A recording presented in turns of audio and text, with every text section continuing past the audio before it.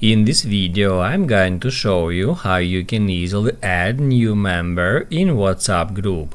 Be sure to watch the video to the very end so you don't make any mistakes, and of course do not forget to like this video and subscribe to my channel. Thanks guys. So let's get started, and first off, open up WhatsApp app, then enter a group where you are an admin, and then just tap right here at group's name. After that, scroll down until you find add participants. Tap on it.